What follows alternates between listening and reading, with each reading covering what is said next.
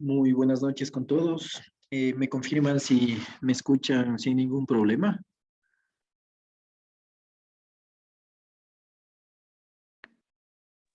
Sí, Doc, se le escucha bien. Perfecto. Bueno, muy buenas noches con todos otra vez. Una vez más, bienvenidos a una clase de este diplomado en lo que respecta a urgencias hospitalarias.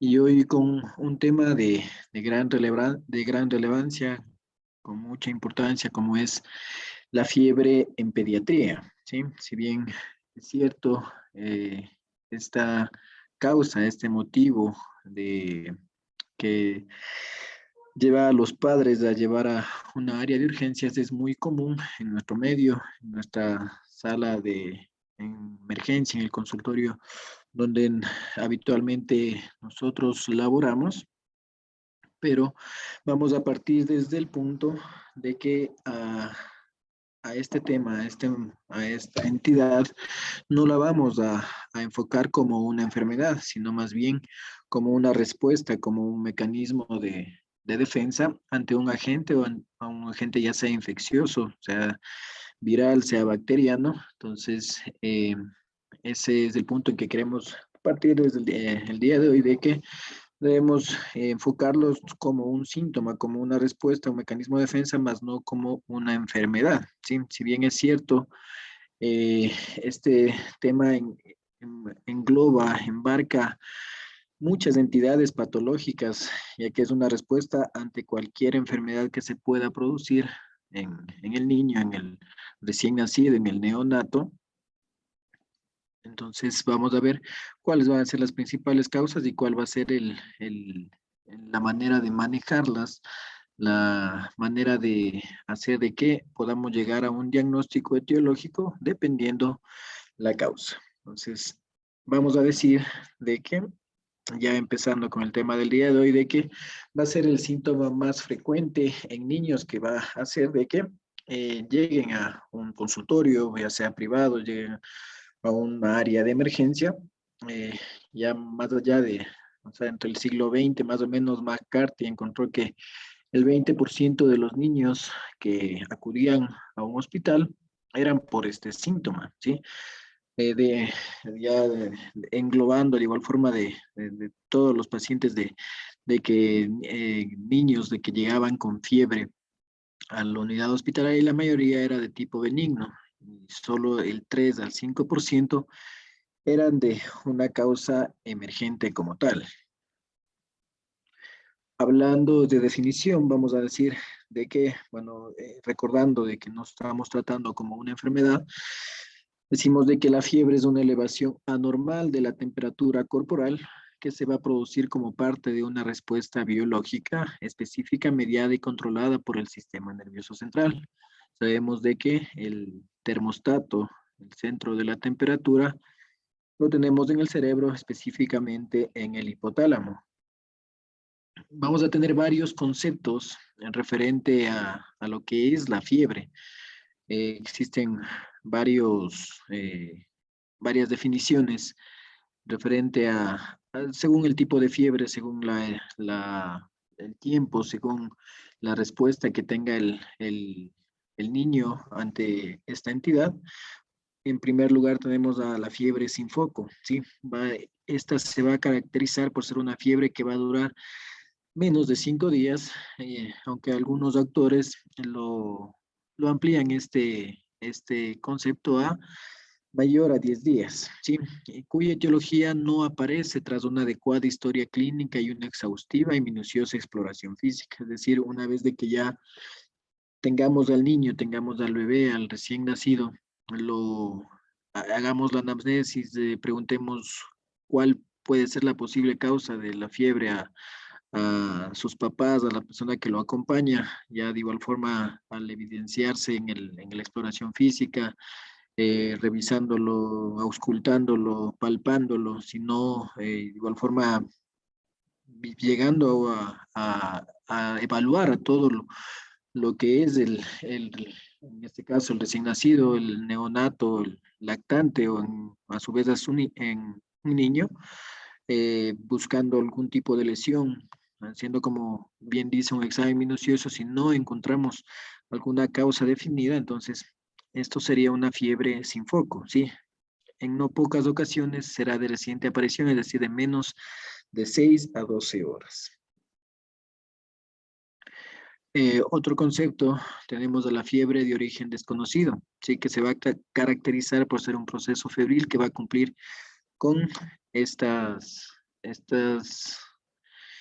particularidades como es la temperatura mayor a 38 grados centígrados, comprobado por un personal sanitario, ¿sí? Que va a ir más allá de 2 a 3 semanas de duración y que va a haber una ausencia de diagnóstico tras una semana de estudio, ya sea esto en ambulatorio o u hospitalariamente.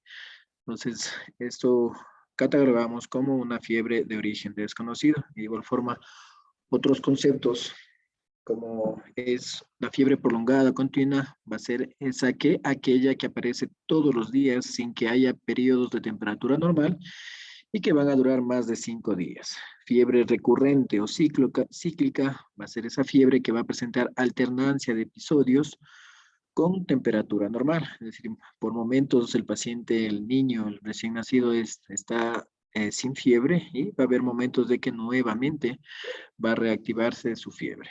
Hipertermia fisiológica, principalmente en el grupo de lactantes, que es por muchas de las veces por exceso de abrigo, el ambiente en el que está el paciente es bastante térmico elevado. De igual forma, cuando existe escaso aporte de líquidos o una alimentación hiperconcentrada. Muy bien, una vez ya evaluado los diferentes tipos de conceptos en lo que respecta a la fiebre, vamos a ya enfocarnos en lo que es la temperatura corporal normal del niño, del recién nacido, del lactante. Vamos a decir de que ya el concepto general es de que una temperatura normal media va a ser de 37 grados de centígrados o quien conoce por grados Fahrenheit va a ser de 98,6 grados Fahrenheit. Esto va a depender de muchas situaciones, como es la edad, el sexo de una persona, la hora del día, por lo general va a ser más baja en la mañana y va a aumentar la temperatura al final de la tarde. El nivel de actividad, ya sea esto alto o bajo, ingesta de alimentos o líquidos, en el caso de las mujeres, en la etapa de su ciclo menstrual, y el método de medición, de igual forma que va a depender mucho si es medido por la boca, llamada como temperatura oral, el recto, la temperatura rectal, o axilas, la temperatura axilar. Entonces tenemos aquí un cuadro que nos va a ayudar a ver las temperaturas referentes a los grupos etarios, ¿sí? Eh, ya sea esta de tipo oral, rectal, axilas o en el oído, que se evalúa en la membrana timpánica. Entonces vamos a referirnos en lo que habitualmente en nuestro medio nos manejamos, que es con grados centígrados. Entonces tenemos que en el grupo de 0 a 2 años la temperatura va a ir de 35,5 a 37,5. De 3 a 10 años de 35,5 a 37,5. Nos vamos a ubicar principalmente en lo que respecta a los niños, que es nuestro tema del día de hoy. La temperatura rectal obviamente va a ser un poco más alta, ¿sí? Entonces, en el del grupo de 0 a 2 años se va a manejar en valores de 36,6 a 38, al igual que de igual forma en los 3 a 10 años. En las axilas siempre va a ser menor que en los dos grupos, ya sea oral o rectal. En las axilas la temperatura va a oscilar entre 34,7 a 37,3 de 0 a 2 años, ¿sí? Y de 35,9 a 36,7 de 3 a 10 años. En el oído, en la membrana timpánica, de 36,4 a 38 de 0 a 2 años y de 3 a 10 años la temperatura normal es de 36,1 a 37,8 grados. Bueno, aquí en la tercera columna tenemos al otro grupo etario que nos respecta a los niños, que sería de 11 a 14 años. Bien, como vimos en el cuadro anterior, existen varios lugares donde nosotros podemos tomar la temperatura, ya sea de que lo hagamos en los diferentes sitios anatómicos que tenemos aquí en la diapositiva, en el recto, en la boca, en la axila, en el oído, en lo que respecta a la membrana timpánica, y de igual forma en la frente, a la altura de la arteria temporal. Muchas de las veces eso es por eh, termómetros infrarrojos. Entonces, dependiendo de igual forma la edad del grupo etario, vamos a elegir el mejor método que nosotros podamos realizarlos con el tipo de paciente que tengamos. De 0 a 3 meses, vamos a decir de que el mejor método que podemos hacerlo es la temperatura rectal. De 3 meses a 3 años, de igual forma la temperatura rectal por oído o axila. En pacientes de 4 a 5 años, temperatura oral, rectal, por oído, de igual forma por axila. Y de 5 años de edad adulta, por lo general medimos la temperatura oral por oído o axila. Ya no utilizamos la vía rectal en mayores de 5 años. Bien, en lo que respecta a la termometría rectal, como mencionamos, es el estándar de referencia para medir la temperatura corporal central. Esto generalmente se va a realizar en bebés y niños pequeños. Va a estar contraindicada en pacientes con neutropenia. ¿Por qué va a estar contraindicada en pacientes con neutropenia? Porque por lo general estos pacientes van a ser pacientes inmunodeprimidos y podemos aumentar la bacteriemia, que de hecho ya puede estar cursando el niño, y desencadenamos una mayor bacteriemia, como mencionamos. De igual forma, la termometría oral se va a preferir en niños que tienen la edad suficiente para cooperar. La temperatura oral es típicamente 0,6 grados centígrados, más bajo que la temperatura rectal, debido a la respiración por la boca. Esto hay que tener bastante en cuenta porque muchas de las veces en niños, en pacientes que llegan bastante taquimnéicos, esto va a ser de igual forma un pequeño problema al evaluar la temperatura. De igual forma, otro problema que podemos tener con la temperatura oral, que es que va a poder verse afectada por la ingestión reciente, ya sea de líquidos fríos o calientes, que van a intervenir en la medición de la temperatura. La termometría axilar, que es consistentemente más baja que la temperatura rectal, y la diferencia absoluta varía demasiado para tener una conversión estándar como lo es la temperatura oral, el valor que se debe restar de la temperatura central, ¿no? Entonces, este se va a poder medir en pacientes neutropénicos, como que no pueden usar un termómetro oral u rectal. Entonces, esa sería la temperatura de elección en pacientes que cursen con una neutropenia, ya por el motivo de que no podemos utilizar estas temperaturas por el riesgo alto de bacteriemia, de aumentar la bacteriemia. Bien, al hablar de la homeostasis de la temperatura, como dijimos en un principio, el centro donde se regula la temperatura está ubicado en el hipotálamo, ¿sí? Este va a equilibrar la producción de calor derivada principalmente de la actividad metabólica en el músculo y el hígado. De igual forma con la disipación del calor a través de la piel y los pulmones.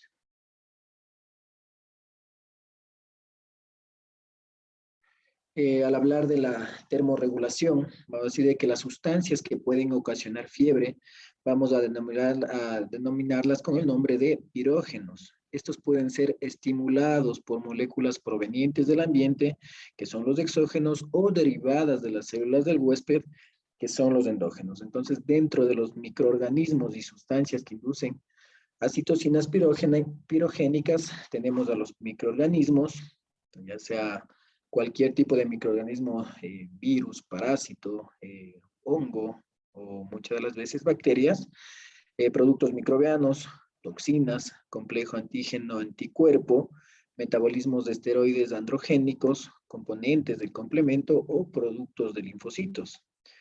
Tanto el material endógeno como los pirógenos exógenos se denominan sustancias inductoras de pirógenos endógenos, que lo vamos a conocer como PE. Estas van a ser sintetizadas fundamentalmente por el sistema monocito macrófago cuando es estimulado por las sustancias inductoras de pirógenos endógenos. Entonces aquí en esta tabla tenemos a las citocinas, a los pirógenos endógenos capaces de causar fiebre cuando son inyectadas. Este estudio fue realizado en animales, ¿sí?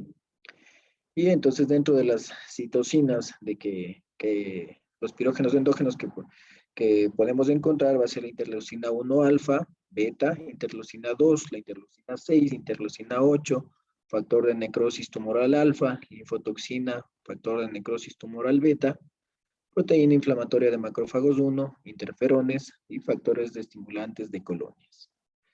Entonces, al hablar de la fisiopatología que, que respecta a la fiebre, comenzando por la parte superior izquierda, los agentes infecciosos o productos microbianos, así como las citocinas y otros procesos inflamatorios, van a inducir a los macrófagos, a las células endoteliales y el sistema retículo endotelial, ¿sí? A producir y secretar citocinas pirógenas a la circulación. Estas citocinas pirogénicas inducen a la síntesis de prostaglandinas E2 en el hipotálamo. Estas prostaglandinas van a elevar el punto de ajuste del termostato que está ubicado en el hipotálamo, como mencionamos anteriormente, a niveles febriles. Entonces, el centro vasomotor envía calor y que van a ser producidas y nos va a hacer referencia en el paciente cuando presenta escalofríos, y los corticosteroides van a reducir la síntesis periférica de citocinas pirogénicas, mientras que los antipiréticos van a reducir los niveles de prostaglandinas E2 en el cerebro. Y el dantroleno inhibe directamente la producción de calor. Entonces, aquí tenemos el motivo por el cómo es que se produce la fiebre. Entonces, una vez que se va a elevar el punto de ajuste en el centro termorregulador, que es el hipotálamo, este reconoce que la temperatura corporal actual es demasiado baja. Inicia una serie de eventos para elevar la temperatura corporal al nuevo punto de ajuste. Entonces, aquí podemos, comprender que la fiebre no se puede catalogar como una enfermedad, sino como un mecanismo de defensa ante un agente etiológico que está causando que se produzca la fiebre. Entonces va a existir un aumento de la producción del calor mediante un aumento de la tasa metabólica y un aumento del tono y la actividad muscular. Va a existir una disminución de la pérdida de calor a través de la disminución de la perfusión de la piel. Entonces las citocinas pirogénicas van a aumentar la síntesis de proteínas de fase aguda en el hígado y van a disminuir los niveles séricos de hierro y zinc. Esto va a hacer de que provoque leucocitosis y acelere la proteólisis del músculo esquelético. La interleucina 1 también va a ser responsable de que existe el sueño. Eso va a explicar de que el niño, el lactante o el recién nacido, muchas de las veces cuando presenta fiebre, el paciente se torne somnoliento.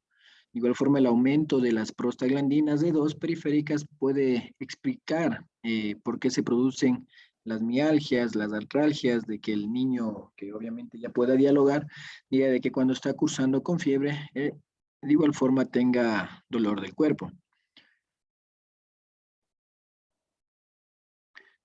Dentro de la evaluación del niño febril, vamos ya al hablar de la anamnesis, de lo que debemos indagar al familiar o a la persona que acuda con el niño a un centro de salud, a un hospital, tenemos que ver el grado y la duración de la fiebre. Es decir, tenemos que preguntarle a los familiares, a la persona que lo acompaña, que si su motivo de consulta es la fiebre, si lo tomaron la fiebre o muchas de las veces solo al sentirlo con calor o un poco calientes, lo llevan al centro de salud, al hospital, y muchas de las veces no tienen la responsabilidad de que en casa ya lo tomen la temperatura, ¿sí? Entonces, de igual forma hay que preguntar si lo midieron, cuál fue el método que lo midieron, si se administró algún antipirético, hace cuánto le dio, cada cuánto le dio y qué tipo de antipirético recibió en caso de que se lo haya administrado. Sí, muchas de las veces sí hay mamitas, hay papitos de que no prefieren automedicarlo y eso está bien, ¿no? Y llega el, el niño al área de emergencia sin ningún tipo de tratamiento. Entonces, los signos, los síntomas que nosotros debemos enfocarnos para descartar una enfermedad grave va a ser la falta de apetito, la irritabilidad, el letargo, y modificación del llanto. El llanto debemos evaluar cómo es que llora el niño, ¿sí? Si es consolable, si no es consolable, ¿sí? Entonces eso hay que estar bastante alerta, ¿sí? Es mejor de tener un niño, un lactante que, que sí está irritable, que está llorando, que está bastante quejumbroso, a un niño de que totalmente está letárgico, que no responde a los estímulos que nosotros le realicemos. Entonces, eso, asimismo, el otro punto de un niño que tenga un llanto inconsolable a pesar de que esté en la compañía de su padre, de su madre. Entonces, eso también es otro síntoma que debemos poner mucha atención para evaluar la gravedad de la fiebre. Dentro de los síntomas asociados que pueden sugerir la causa, es decir, de que nos van a orientar a ver por qué es que se está dando la fiebre, es el vómito, la diarrea, si esta se presenta con sangre, con moco, entonces allá podemos más o menos enfocarnos de que el origen de la fiebre tal vez sea por un agente infeccioso de tipo gastrointestinal. Asimismo, si el niño presenta tos, presenta dificultad respiratoria, enfocarnos y buscar signos, síntomas de que haya un proceso infeccioso de tipo respiratorio. De igual forma, si el niño eh, se evidencia que tiene una protección de algún miembro, alguna articulación, podemos asimismo enfocarnos tal vez en algún proceso infeccioso articular y de igual forma indagando, de igual forma presenciando si en caso de a veces hay niñas, a veces hay niños de que acuden a hacerse revisar y pues, si podemos evidenciar el pañal y vemos que hay una orina concentrada y maloliente, entonces enfocarnos que tal vez el agente etiológico es de tipo urinario. Entonces, eso hay que tener bastante en cuenta, hay que ser bastante meticuloso en ver los síntomas, los signos que el niño presente en nuestra área donde estamos laborando para enfocarnos en el diagnóstico. Si bien es cierto, el manejo con niños, el manejo con lactantes es bastante difícil, ya que muchas de las veces no nos pueden proporcionar una información que nos sirva para realizar un cuadro sindrómico, es decir, para poder llegar a un diagnóstico rápido. A veces el único síntoma que llegan al área de emergencia, a su consultorio, es la fiebre. Entonces, nosotros debemos ser bastante meticulosos en revisar al niño, exponerlo, es decir, sacarle la ropita, dejarlo totalmente desnudo para buscar alguna lesión, alguna lesión en la piel, alguna anormalidad en sus movimientos respiratorios. De igual forma ya la exploración física, ver si presenta algún ruido que nos llame la atención o de igual forma la palpación de todo lo que respecta el niño, el recién nacido, a ver si buscamos algún signo o síntoma que nos ayude a orientar a un diagnóstico y según eso enfocarnos en lo que debemos hacer, porque el objetivo de hacer una buena anamnesis y una buena exploración física no es quitarle la fiebre, porque nosotros tranquilamente, paciente el niño que ingrese a emergencia, vemos que está con más de 38 grados centígrados de temperatura, directamente dar un antipirético y listo. Ese no es el objetivo, sino muchas veces al hacer eso enmascaramos el cuadro, quitamos la fiebre, pero nos quedamos únicamente en que el niño tiene fiebre. Entonces debemos buscar el agente etiológico para ver si El agente infeccioso es de origen gastrointestinal, urinario, respiratorio, tal vez articular en la piel, muchas de las veces en el cerebro, ¿sí? Entonces, eso es bastante importante en que el objetivo de hacer una buena anamnesis y una buena exploración física es dar con el agente etiológico que nosotros debemos ya ahí sí dar un tratamiento específico. Dentro de los factores predisponentes en el grupo de recién nacidos, uno de ellos va a ser la prematurez, ¿sí? La rotura prolongada de membranas. De igual forma existe fiebre materna y pruebas prenatales positivas en general para infecciones por estreptococo del grupo B, infecciones por citomegalovirus o enfermedades de transmisión sexual, ¿sí? Entonces, sobre todo en recién nacidos de 0 a en los primeros días, en las primeras 4 semanas, causas de fiebre debemos buscar eh, la etiología, si indagar si el niño fue prematuro, si hubo algún problema dentro del parto, dentro de la cesárea, si la madre tuvo en los últimos días tal vez alguna infección, que nos puede orientar de que tal vez el origen de la fiebre sea por ello. Y de igual forma otros factores predisponentes ya en los niños, eh, el de la exposición reciente a una infección, incluida infección de familiares y cuidadores. A veces tenemos niños, tenemos neonatos recién nacidos que están a cargo de personas adicionales, como muchas de las veces empleadas domésticas, de familiares que se hacen cargo de los niños y a veces ellos cursan con alguna infección. Entonces hay que averiguar bien si algún familiar cercano, algún familiar que estaba en contacto con el niño ha presentado algún tipo de infección, o muchas de las veces cuando eh, hay dispositivos médicos permanentes, como es el caso de los catéteres de derivación ventrículo-peritoneal en niños de que han nacido, han presentado hidrocefalia al nacimiento o en su infancia, a veces es uno de los motivos de fiebre en los niños, o cuando ha habido alguna cirugía reciente, cualquier tipo de cirugía, algún viaje, exposición ambiental. Esto es muy importante porque a veces viajan a zonas endémicas o zonas de exposición a animales que puede provocar algún tipo de infección. Otro factor predisponente de igual forma son las inmunodeficiencias conocidas o sospechadas. A veces hay los casos de que no ha habido un buen control prenatal, la madre tal vez cursaba con VIH y de igual forma el niño tuvo la transmisión eh, y también contrajo VIH. Entonces, muchas de las veces en las primeros semanas, primeros meses, se presenta la fiebre y no hay una explicación, y muchas de las veces cuando no, como les comento, no ha habido un buen control prenatal, se escapa ahí un problema de VIH.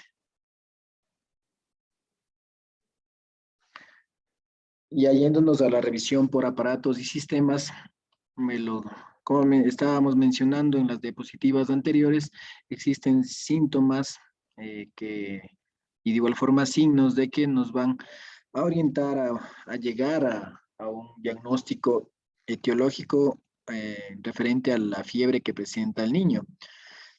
Entonces, si encontramos de un niño que tiene rinorrea y congestión, entonces nos enfocamos que tal vez tenga alguna infección de vías respiratorias superiores, por lo general de tipo viral. Si el paciente, el niño, se queja de dolor de cabeza, tiene cefalea, tal vez una sinusitis, una enfermedad de Lyme, o tal vez una meningitis, sí, hay que ser bastante claro que dentro de los primeros días, dentro de los primeros meses, ¿sí? La sintomatología típica de una meningitis, que es la rigidez nucal, no presenta en los recién nacidos, en los primeros, sobre todo en los primeros 3 meses de vida. Entonces, únicamente se presentan como fiebre como tal, ¿sí? Entonces, ahí hay que buscar tal vez, en caso de que no hallemos algún un cuadro diagnóstico, alguna enfermedad que estemos tratando de diagnosticar, siempre pensar en alguna meningitis, y obviamente el diagnóstico lo hace por una punción lumbar.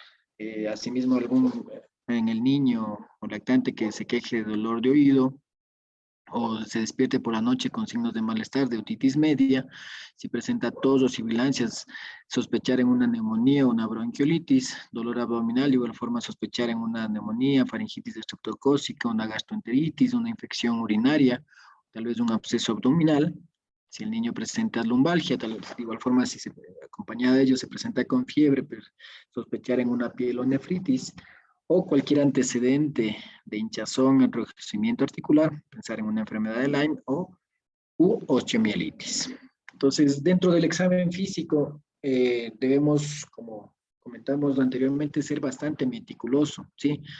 Aquí dentro del examen físico vamos a ubicarnos en primer lugar en la piel, vamos a buscar erupciones, sobre todo que no blanquean, es decir, que presentan petequias o púrpura, pensar en alguna causa como infecciones que incluyen enterovirus, meningoxemia, fiebre manchada de las montañas rocosas, coagulación intravascular diseminada debido a una sepsis, si existen lesiones vesiculosas, que es lo más común en nuestro medio, como es el virus de la varicela, virus de herpes simple, si existe un exantema maculopapuloso tipo encaje en el tronco y los miembros de aspecto de mejilla bofeteada, como es un eritema infeccioso, eritema focal con hinchazón, induración o hipersensibilidad a la palpación, como es una celulitis, abscesos en la piel, esto de igual forma es muy común a veces en los niños, eritema morbiliforme, evanescente en tronco y segmentos proximales de los miembros, tal vez una artritis idiopática juvenil, exantema eritematoso en el ojo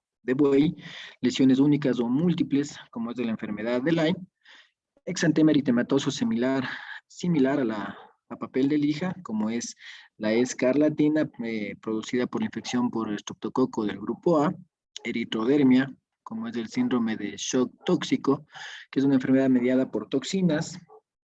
Asimismo, en la cabecita, principalmente en los recién nacidos, en las fontanelas, en los lactantes, si existe una protrusión, pensar en una meningitis o una encefalitis.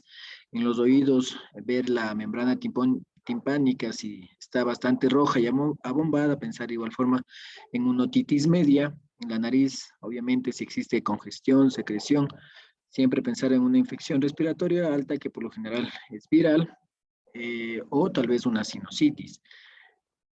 Asimismo, si presenta aleteo nasal con la inspiración, pensar ya en infección de vías respiratorias inferiores, en la garganta, si vemos que hay enrojecimiento, si existe algún exudado, hinchazón o a veces babeo, pensar en una faringitis, de igual forma en un absceso retrofaringeo o en el último de los casos un absceso periamigdalino. De igual forma, si existe alguna adenopatía focal con enrojecimiento suprayacente, calor y sensibilidad a la palpación, una posible tortícolis, siempre pensar en una linfadenitis secundaria a Staphylococcus aureus o infección por estreptococo del grupo A.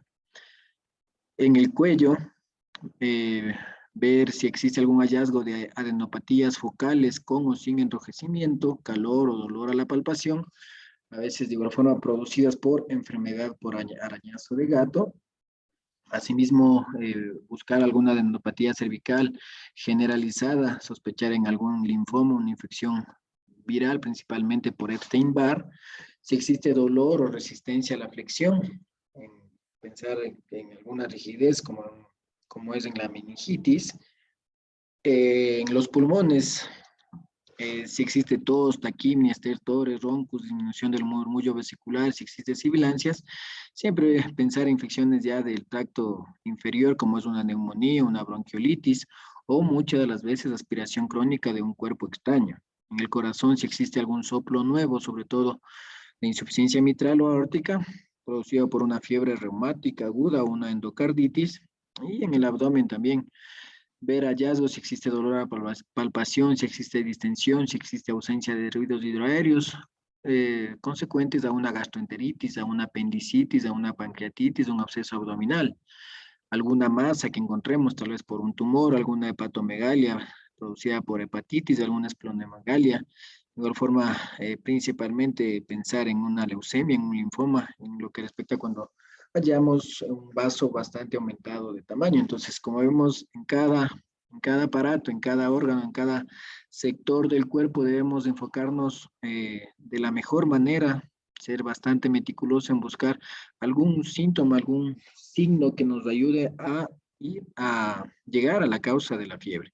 De igual forma, ya por último, en el tracto genitourinario, si existe dolor a la palpación costovertebral, ¿sí? Más fiable en los niños que son más pequeños, pensar en una pielonefritis. En los varoncitos si existe sensibilidad a la palpación testicular, alguna epididimitis, alguna orquitis. En los miembros si existe en algún hinchazón, algún eritema, calor, dolor a la palpación de las articulaciones, disminución de la amplitud del movimiento, pensar en una artritis séptica, que esta es bastante dolorosa en caso de que se presente la artritis del Lyme, trastorno reumatoideo inflamatorio, o muchas de las veces cuando existe dolor a la palpación ósea focal, osteomielitis, muchas de las veces eh, con fracturas de larga data que fue manejado con tutores externos, muchas de las veces sí llegan con procesos febriles bastante altos, ¿sí? Y con bastante dolor, entonces siempre sospechar en una osteomielitis. Y de igual forma, por último, si existe una tumefacción de las manos o los pies, pensar en una enfermedad de Kawasaki. ¿Sí? Entonces, una vez de que ya evaluemos muy bien, hagamos una buena exploración física, hagamos un buen examen semiológico, entonces ahí sí ayudarnos de pruebas diagnósticas de que nos van a ser de gran ayuda para corroborar con lo que encontremos en la exploración física. ¿Sí? Entonces, dependiendo de cada grupo etario, principalmente vamos a tener 4 grupos etarios de lo que respecta en los neonatos de 0 a 28 días, eh, de igual forma de los 29 días a los 90 días, es decir, menor de 3 meses, de 3 meses a 36 meses y los que son mayores a 36 meses. ¿Sí? Esto es muy importante dividir los grupos etarios sobre todo por la sospecha de infecciones que nosotros tengamos en cada grupo etario. ¿Sí? Sabemos de que el esquema de vacunación es muy importante y que muchas de las veces en el primer mes, no en el primer mes, en los primeros 3 meses no cumplen con el esquema todavía completo, entonces pueden producir una bacteriemia oculta, ¿sí? Que nos haga sospechar tal vez en alguna neumonía, en alguna meningitis, sí, que no se va a presentar como en un niño mayor de 3 años. Si en un niño mayor de 3 años ya la sintomatología como es una rigidez nucal, como ya que se queje de bastante dolor de cabeza o en el caso de neumonías de que sí ya haya la presencia de signos de dificultad respiratoria, signos de congestión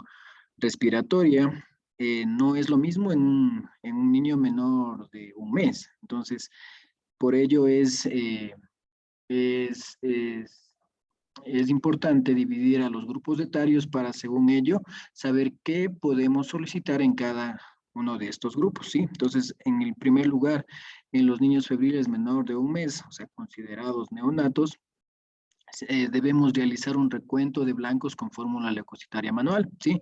En caso de que estos glóbulos blancos, es decir, que exista una leucocitosis, ¿sí? Acompañada de fiebre, lo que debemos realizar son hemocultivos, de igual forma enfocándonos y tratando de buscar el foco, un análisis de orina, de igual forma urocultivo. Estos urocultivos deben ser, si ya sospechamos de una infección bastante fuerte,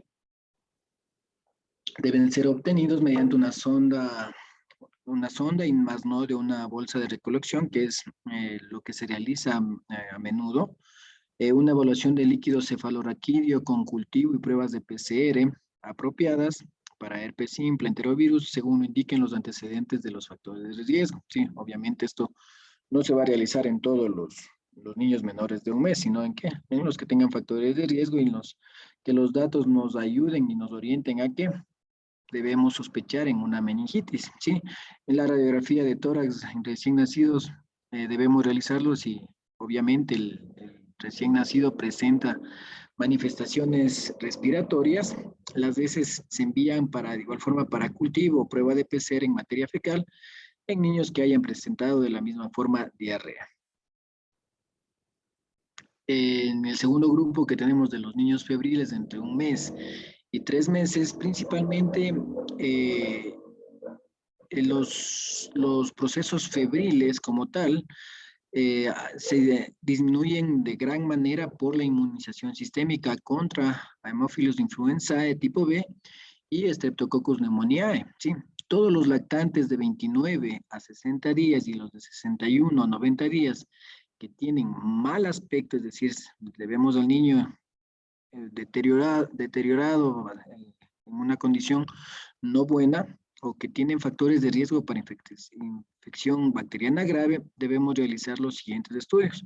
Recuentos de leucocitos con recuento de diferencia manual, hemocultivos, análisis de orina, urocultivo, de igual forma obtenidos por cateterismo, punción lumbar en caso de que sea necesario para evaluar el líquido cefaloraquídeo y de igual forma incluir cultivo. Asimismo, en este grupo, si hay sintomatología respiratoria, hay que realizar una radiografía de tórax, ¿sí? Asimismo, si el niño presenta diarrea, realizar un coprológico en búsqueda de el agente infeccioso, ¿sí?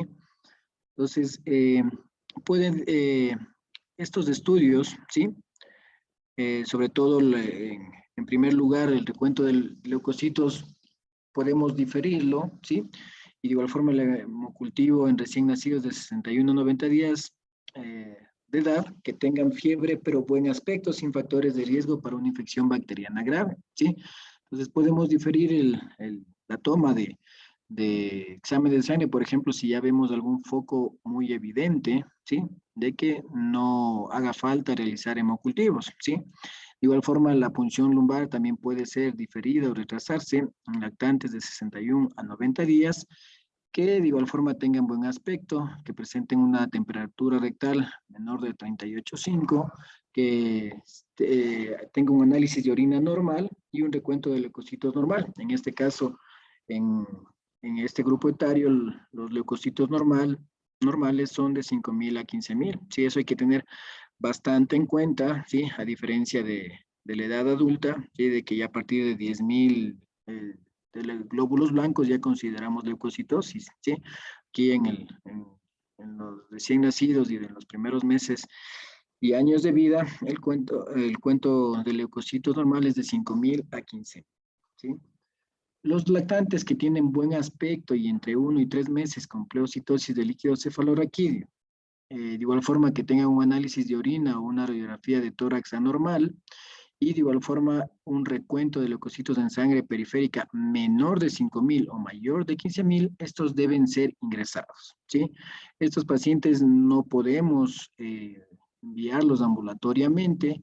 Estos pacientes ya deben ser tratados con antibióticos empíricos específicos para la edad, ¿sí? Entonces, ya debemos de implementar un esquema de antibiótico-terapia hasta que sean enviados los hemocultivos, que por lo general los hemocultivos que estarán listos después de, en el mejor de los casos, de 3 a 5 días, pero mientras de ello, el paciente ya debe iniciar con un esquema de antibiótico terapia empíricamente dependiendo del agente infeccioso que sospechemos.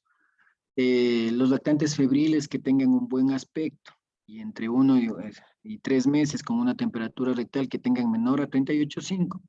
El recuento de leucocitos, el examen de orina, el examen de cefalorraquídeo, la radiografía de tórax, no exista un riesgo de infección bacteriana grave, estos pacientes, estos niños, estos lactantes pueden ser manejados ambulatoriamente. Obviamente si se va a realizar un seguimiento confiable, ¿sí? En la mayoría de los casos sí existe responsabilidad de los padres de familia, de las personas que están a cargo, en que si el niño presentó fiebre, si se realizó algún tipo de estudio, los estudios no concluyeron en una infección grave y fueron tratados ambulatoriamente. Eh, Muchas veces, como mencionamos, existe una responsabilidad de las personas a cargo y en caso de que haya algún deterioro, algún signo o síntoma que aumente, por lo general acuden nuevamente a la consulta o muchas de las veces están en contacto telefónico para comunicar cualquier tipo de novedad. Entonces, ahí podemos nosotros a este paciente manejarlo ambulatoriamente. Cuando exista esas particularidades, ese motivo de que va a siempre estar en contacto con el personal médico, pero si vemos de que tenemos a este paciente que desarrolló fiebre, de que acudió al hospital, de que todavía se debe hacer un seguimiento y que estamos seguros de que tal vez no vaya a regresar, ese paciente debe de igual forma mantenerse en observación hasta descartar una infección que en un futuro pueda provocar algún tipo de problema, ¿sí? Entonces aquí tenemos un algoritmo, ¿sí? Referente al manejo de niños febriles menores de 3 meses, ¿sí? Entonces, podemos catalogar a, a, los, a los niños, ¿sí? Referentes si tienen menos de 28 días o mayores de 29 días, sí, pero dentro de los primeros 3 meses de, de edad, ¿sí? Si tenemos a un paciente que tenga menor de 28 días y que tenga una fiebre mayor de 38 grados, entonces este niño sí o sí debemos hospitalizarle, ¿sí? En la hospitalización debemos realizar hemocultivos, urocultivos, en caso de que se eh, requiera que el paciente tenga algún factor de riesgo para desarrollar meningitis, realizar estudio de líquido cefalorraquídeo y de igual forma manejarse con antibiótico intravenoso, ¿sí? El, el otro, el otro grupo, ¿sí? Mayores de 29 días, tenemos que dos opciones, ¿no? Referente al manejo ambulatorio, ¿sí? La opción 1, ¿sí? Realizar hemocultivo, urocultivo, estudio de líquido cefalorraquídeo, ¿sí? Podemos administrarle la primera dosis de Ceftriaxona de 50 miligramos por kilogramo de peso intramuscular y podemos hacerle en control en 24 horas, ¿sí? Y la opción 2, ¿sí? Es de igual forma realizar urocultivo, mantenerla en observación cuidadosa y ver cómo evoluciona el paciente, ¿sí?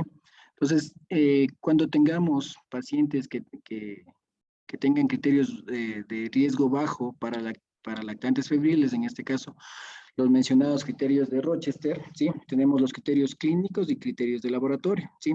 Los criterios clínicos, es decir, un paciente previamente sano, que tenga una apariencia clínica no tóxica, que no tenga infecciones bacterianas focales al examen físico, los leucocitos que tengan leucos de 5.000 a 15.000, ¿sí? Que de igual forma exista estudios de exámenes de orina, tiras reactivas normales, es decir, que no haya un proceso infeccioso de tipo bacteriano en orina y que de igual forma, si existe diarrea, no hay algún proceso infeccioso. Si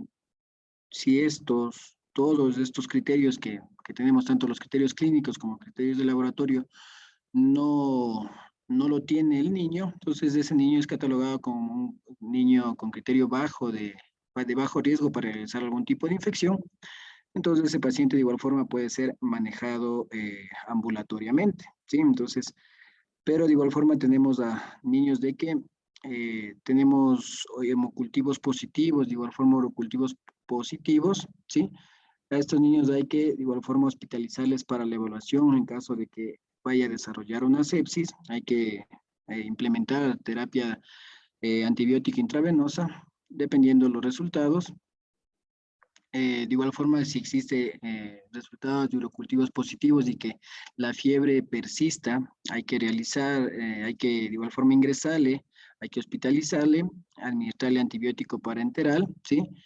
Y cuando el paciente ya se lo vea bien, el paciente ya no tenga fiebres todavía sin poderlas manejar, entonces ese paciente puede ser ya enviado al domicilio con antibiótico ambulatorio, ¿sí? Entonces, de igual forma, en los niños febriles de entre 3 meses y 36 meses, que por lo general tienen un origen aparente de la fiebre en el examen y que no parecen enfermos o tóxicos, pueden ser tratados en base a este diagnóstico clínico, ¿sí? Tenemos a veces a los pacientes de que ya en su orofaringe vemos amígdalas pustulosas, vemos ya procesos infecciosos, ya sospecha de tipo bacteriano, entonces en estos pacientes o tal vez ya asimismo en la, en la inspección, en la observación de las membranas timpánicas y veamos asimismo si hay algún signo de algún proceso infeccioso, entonces ya ellos, en esos grupos podemos ya dar un diagnóstico clínico como tal y tratarlo ambulatoriamente, ¿sí? Los niños que tienen mal aspecto deben ser evaluados completamente para una infección bacteriana grave. Ahí sí a ese paciente tenemos que realizarle una biometría hemática para ver cómo están sus leucocitos, en caso asimismo de que esto eh, estén por encima de los 15.000, hay que realizar un hemocultivo, hay que realizar de igual forma pruebas de orina, un urocultivo, ¿sí? Y ante la sospecha de que ya en este grupo etario, por lo general, ya podemos eh, evidenciar, ¿sí? Signos de rigidez nucal, ¿sí? En caso de que ya presente ello, entonces hacer una prueba de líquido cefalorraquídeo para descartar una meningitis, ¿sí? Aquellos con taquimia, un recuento de leucocitos mayor a 20.000 de leucocitos de este paciente, sí o sí, hay que realizar una radiografía de tórax, ¿sí? Estos niños ya deben recibir tratamiento antibiótico parenteral, es decir, de igual forma, empezar con un antibiótico empírico, ¿sí? En este caso la ceftriaxona, enfocados a agentes infecciosos acorde a la edad, como es el Streptococcus pneumoniae, Staphylococcus aureus, la Neisseria meningitidis, el Haemophilus influenzae de tipo B, y deben ser ingresados en una unidad hospitalaria hasta que se encuentren se encuentren ya listos los hemocultivos que se van a realizar y ver cuál es el mejor antibiótico para el paciente, ¿sí? Entonces, dentro de este grupo etario, ¿sí? Tenemos asimismo estimación, esta escala de Yale, que nos va a ayudar a la estimación de la gravedad de la fiebre, ¿sí? Entonces, esta evalúa estos criterios como es las características del llanto, la respuesta del estímulo por los padres, la variabilidad del estado, el color del paciente, la hidratación y las actitudes sociales, ¿sí? Decimos en un niño normal, la característica del llanto va a ser fuerte, tono normal, a veces no va a llorar, pero va a estar activo. En la respuesta del estímulo por los padres, el llanto breve que va a cesar o verle al papá se va a poner contento o no va a llorar, es decir, se va a tranquilizar. En la variabilidad del estado, si está despierto, permanece despierto, si está dormido, se despierta rápidamente en respuesta al estímulo. En el color, este niño va a estar rosado, van a estar bien hidratadas la piel, ojos normales y las mucosas van a estar húmedas. Y la actitud social va a sonreír o estar atento, ¿sí? Ya cuando existe un deterioro moderado, ¿sí? Ya va a haber, va la característica del llanto va a ser plañidero o sollozante, ¿sí? El, la respuesta a los padres del llanto va a ser interminable, ¿sí? A pesar de que los padres estén ahí. Va a haber breves periodos con los ojos cerrados, si se despierta o si se despierta, o a veces se despierta solo con estimulación prolongada. Va a existir extremidades pálidas o acrocianosis, la piel y ojos van a estar normales y a veces la boca ligeramente seca. Dentro de la actitud social va a sonreír brevemente o se muestra atento por un lapso breve. Y cuando ya existe un deterioro grave, las características del llanto va a ser un llanto débil, a veces solo quejidos o chillidos. En la respuesta del estímulo por los padres va a ser asimismo un llanto ininterrumpible o a veces en el otro extremo el paciente apenas va a responder. En la variabilidad del estado, el paciente va a estar siempre a veces dormido, a veces no va a responder, va a estar pálido, cianótico, moteado o cenicieno, ¿sí? La piel ya va a estar pastosa, va a existir pliegues, las mucosas van a estar secas y los ojos van a estar hundidos. Y dentro de las actitudes sociales, este paciente no va a sonreír, va a haber un rostro ansioso, apagado, inexpresivo o imposible de despertar su atención, ¿sí? Entonces, decimos que en una puntuación, porque cada uno de ellos evalúa un punto, ¿sí? Un punto, un punto, un punto. Si en los pacientes de que tengan menor de 10 puntos, ¿sí? Decimos de que tienen un riesgo bajo, ¿sí? De generar una infección grave, ¿sí? Y que representa más o menos que estos pacientes van a tener el 3% de mortalidad, ¿sí? Entonces, en los que van de 11 a 15 ya va a haber un riesgo intermedio de que puedan generar una infección grave, ¿sí? Y que la mortalidad puede aumentar a un 9, un 10%, ¿sí? Y cuando ya existe asimismo un deterioro grave y cuando ya la puntuación vaya más allá de los 16 puntos, ¿sí? Quiere decir de que existe un criterio altísimo de una infección grave, ya sea por una bacteriemia oculta, responsable de tal vez de alguna meningitis, de alguna neumonía, por algún agente infeccioso acorde a la edad. ¿Sí? Entonces ya dentro de este grupo vamos a decirle que el, el, la mortalidad puede ir más allá del 26%. Entonces, dentro del manejo, dentro del algoritmo del niño de 3 a 36 meses, ¿sí? Es decir, más o menos hasta los 3 años de vida, sí debemos ver si el niño tiene un aspecto tóxico, ¿sí? Si vemos de que el niño tiene un mal aspecto, hay que de igual forma hospitalizarle, ¿sí? Realizar un examen referente a buscar algún estado séptico, ¿sí? Evaluando, pidiendo, solicitando este tipo de exámenes que nos van a ayudar a llegar al diagnóstico de alguna infección. Ya se debe administrar antibióticos intravenosos, ¿sí? Entonces debemos ya en este tipo de pacientes realizar urocultivos, coprocultivos, radiografía de tórax, según criterios si existe o no alguna, alguna sintomatología respiratoria. De igual forma, si la temperatura está más allá de los 39 grados centígrados y los leucocitos están mayor de 15.000, sí o sí hay que realizar el hemocultivo. Hay que, si ya este paciente tiene estas características, de que empezar ya con tratamiento antibiótico empírico, ¿sí? Hay que administrar antipiréticos, el antipirético de elección, el acetaminofén, el paracetamol. Hay que dar un seguimiento de 24 a 48 horas, ¿sí? Hay que ver ya el resultado del hemocultivo si es positivo. Por lo general, la neumococo, si existe alguna fiebre persistente, hay que hospitalizar para evaluar algún estado séptico o de igual forma para evidenciar algún otro tipo de bacteria.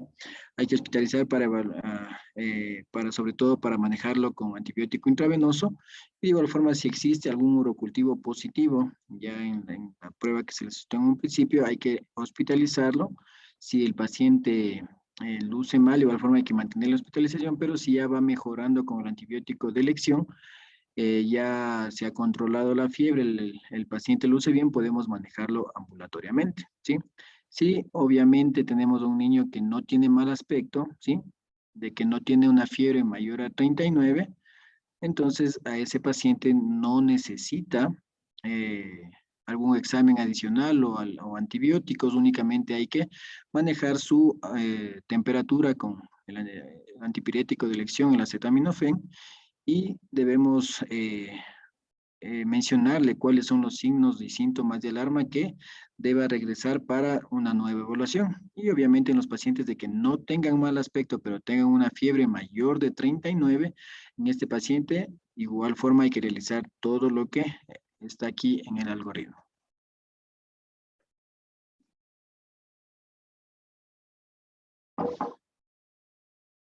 Sigamos. Bien, entonces en esta tabla tenemos a los pacientes de febriles que son de alto riesgo. Sí, en el primer grupo de etario, menores a los 28 días, es decir, en las primeras 4 semanas de vida, el riesgo de tener infecciones por estreptococos del grupo B, por Escherichia coli, por Listeria monocitógenes o por herpes simple. En lactantes menores de 3 meses, del 10 al 15% son por enfermedades bacterianas graves, el 5% por bacteriemias, enfermedades vitales estacionales en invierno y virus sincitial respiratorio y en verano enterovirus. De lactantes de 3 a 24 meses, el riesgo de bacteriemia oculta aumenta si la fiebre es superior a 40 grados centígrados. El recuento leucocitario es menor de 5.000 o mayor de 15.000 y existen antecedentes de exposición positivos. Si existe una hiperpirexia mayor a 41 grados centígrados, pensar en una meningitis, en una bacteriemia, en una neumonía, en un golpe de calor, en una encefalopatía o en un choque hemorrágico. Si existe una fiebre con petequias, siempre pensar a sí mismo en una bacteriemia, en una meningitis, en un meningococo, Haemophilus influenzae de tipo B o neumococo.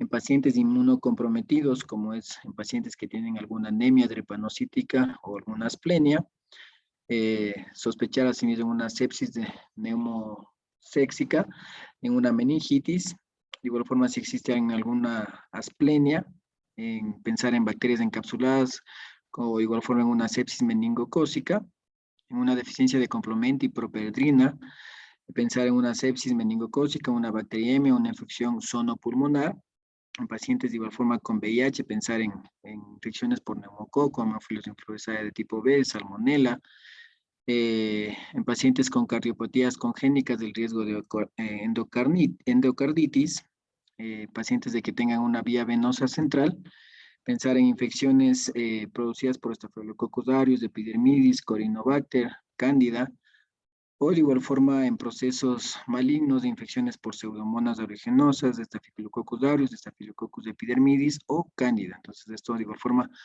por inmunodepresión, ¿sí? Y de igual forma ya en paciente con SIDA es muy común estados febriles. ¿Cuál va a ser el tratamiento? ¿Sí? ¿Cuál va a ser el objetivo en primera instancia del tratamiento de los niños que llegan con fiebre? El primer paso en el manejo de la fiebre va a ser determinar su causa, ¿sí?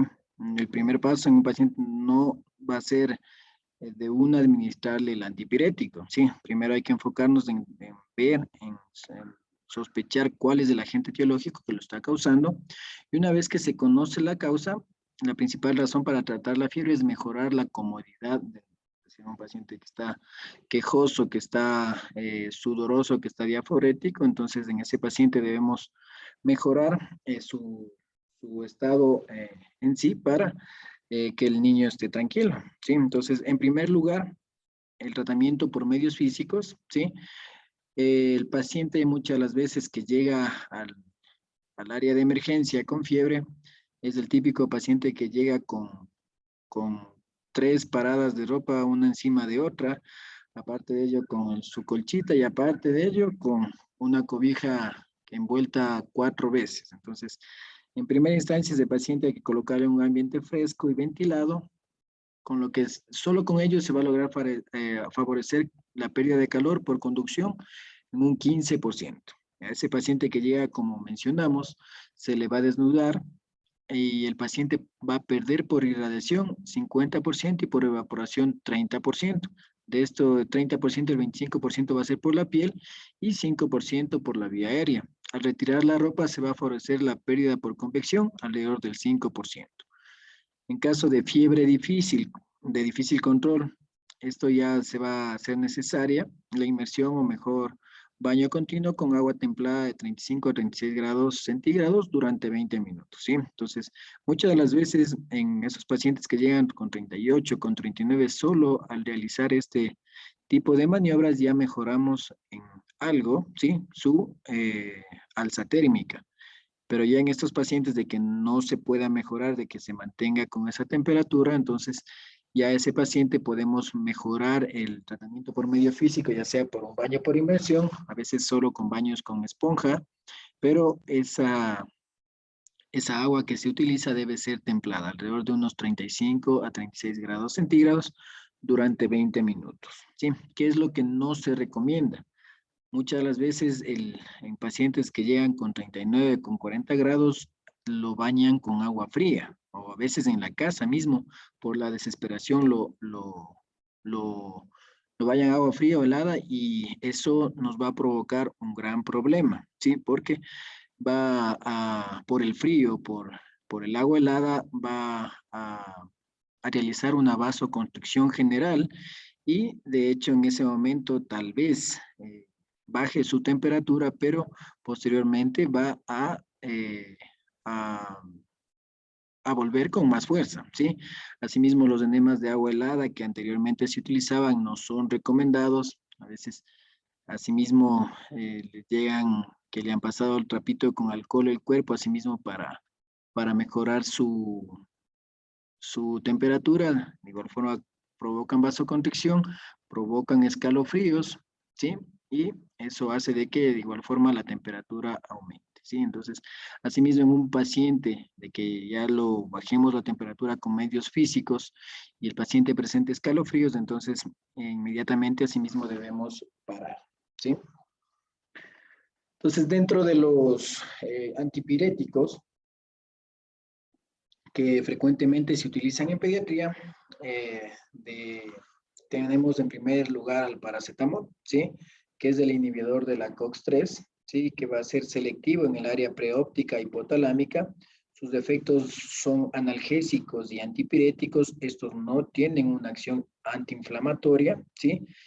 Y la vía de administración, por lo general, a partir del nacimiento lo hacemos vía oral, ¿sí? Si bien es cierto, asimismo, podemos hacerlo vía intravenosa en caso de que el paciente no tolere la vía oral o muchas de las veces esté bajo hospitalización, ¿sí? La dosis del paracetamol es de 10 a 15 miligramos por kilogramo dosis cada 4 a 6 horas, con una dosis máxima de 50 miligramos por kilogramo de peso. En segundo lugar, tenemos al ibuprofeno. Este es un antiinflamatorio no esteroideo derivado del ácido propiónico. Este va a ser un inhibidor no selectivo de las enzimas COX-1 y 2. Sus propiedades va a ser antiinflamatorias, analgésicas y antipiréticas, ¿sí? Esto se va a utilizar a partir de los 6 meses de vida y por lo general este sí o sí es bioral. Su dosis es de 5 a 10 miligramos por kilogramo dosis cada 6 a 8 horas con dosis máxima de 40 miligramos por kilogramo día, ¿sí? Hay estudios, ¿sí? Que comparan al paracetamol y al ibuprofeno, sobre todo por los defectos, ¿sí? Su acción posterior a la ingesta, ¿sí? Se dice de que se tiene alrededor de su acción y su respuesta a los dos de 30 a 60 minutos, ¿sí? Pero lo que le diferencia del uno del otro, de que el ibuprofeno tiene una acción más prolongada de disminuir la fiebre, que va de 6 a 8 horas, a diferencia del paracetamol, que es de 4 a 6 horas, ¿sí? Pero a pesar de ello, el paracetamol sigue hoy en día siendo el antipirético de elección para el manejo de la fiebre muchas veces por todos los efectos secundarios que presenta el ibuprofeno, a veces efectos gastrointestinales, muchas de las veces asimismo efectos en el riñón, ¿sí? Que de hecho por ello es el uso que se da a partir de los 6 meses, porque menor a 6 meses todavía no tienen una función renal establecida y puede provocar algún fallo en ese grupo etario, ¿sí? Asimismo, la dipirona, que es un AINE derivado de las pirosolonas, este va a ser un inhibidor de la COX con un perfil diferente a la de los otros AINES. El efecto va a ser analgésico, antipirético y espasmolítico. Este se va a utilizar a partir de los 3 meses de vida y va a ser administrada por vía oral. La dosis va a ser de 10 miligramos por kilogramo dosis cada 6 horas con dosis máxima que varía de acuerdo a la edad. Entonces, como vimos, el acetaminofén es el tratamiento de elección para procesos febriles, ¿sí? Este no se va a recomendar para bebés menores de 3 meses sin una consulta previa con un proveedor de atención médica, ¿sí? ¿Por qué? ¿Por qué? No es que digamos de que no se deba dar a los niños menores de 3 meses, ¿sí? Lo que mencionamos es de que si el paciente menor de 3 meses, más aún si es en el primer mes de vida, presenta fiebre que sobrepase los 38 grados, siempre hay que pensar en una bacteriemia oculta, ¿sí? Entonces, siempre el temor, la fobia de los papitos al verle a su hijo con fiebre va a ser inmediatamente bajarle la temperatura, ¿sí? Pero a veces, como estamos recalcando a cada rato, la fiebre es un mecanismo de defensa y en los primeros 3 meses de vida, muchas de las veces es el único síntoma que se va a presentar para un diagnóstico de cualquier enfermedad, ¿sí? Entonces, primero debe ser evaluado por un personal médico para administrarlo. La dosis de la acetaminofén, como vimos, es de 10 a 15 miligramos por kilogramo dosis, con una dosis máxima de 1 gramo por vía oral cada 4 a 6 horas, con no más de 5 dosis en un periodo de 24 horas, con una dosis diaria máxima de 75 miligramos por kilogramo por día hasta 4 gramos al día. Como describimos al paracetamol, este va a actuar entre 30 a 60 minutos y va a tener un efecto máximo en 3 a 4 horas y su acción va a ser de 4 a 6 horas, ¿sí? Aquí tenemos un ejercicio rápido de cómo es el cálculo del paracetamol, ¿sí? Esto es asimismo muy importante, ya que esto nos va a ayudar a ver cuánto es de que a veces dentro de nuestros hogares debemos dar al niño, ¿sí? Entonces decimos de que la dosis es de 10 a 15 miligramos por kilogramo dosis, ¿sí? Por lo general, dependiendo de la fiebre, dependiendo de la causa, ¿sí? Si queremos un efecto mayor del paracetamol, siempre lo vamos a realizar con el 15 miligramos, ¿sí? Entonces, en este ejercicio rápido, en un niño de 10 kilogramos, eh, con tomando la mayor concentración para el cálculo, hacemos que debemos multiplicar la mayor concentración, en este caso 15 miligramos, por el peso, que es 10 kilogramos, y ahí sí debemos ver cómo es nuestra presentación de nuestro jarabe, ¿sí? Si bien es cierto, no solo hay una presentación de paracetamol, hay el de 120 miligramos en 5 ml, hay el de 150 miligramos en 5 ml, hay el de 160 miligramos en 5 ml. Entonces, hay que ser bastante meticuloso en ver de cuánto es nuestra presentación. En este caso es de 120 miligramos, ¿sí? Entonces, multiplicamos el 15 por 10 y por 5 y esto dividimos para 120 miligramos, que es nuestra presentación en esta diapositiva, ¿sí? Que nos da a una dosis de 6.25 ml cada 8 o cada 6 horas, dependiendo la dosis, ¿sí? Asimismo, hay otras presentaciones, a veces de igual forma gotero. Ahí tenemos una fórmula rápida, es decir, un dato rápido de que por kilo de peso debemos dar de 3 a 5 gotas por kilo, ¿sí? Si tenemos un niño de, de unos 4 kilogramos, si multiplicamos por el 3 o por el 5, en este caso lo multiplicaríamos por 5, 4 kilogramos por 5 gotas, nos da un total de 20 gotas cada, cada 6 a cada 8 horas, ¿no?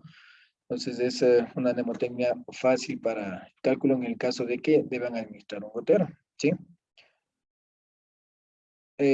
Bueno, vamos a hacer un ejercicio rápido para que de igual forma ustedes hagan el cálculo de la dosis del paracetamol, ¿sí? ¿Algún voluntario que quiera participar?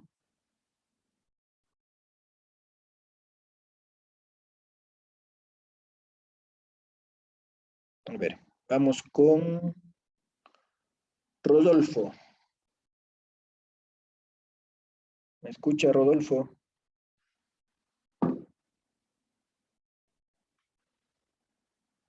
¿Está ahí, Rodolfo?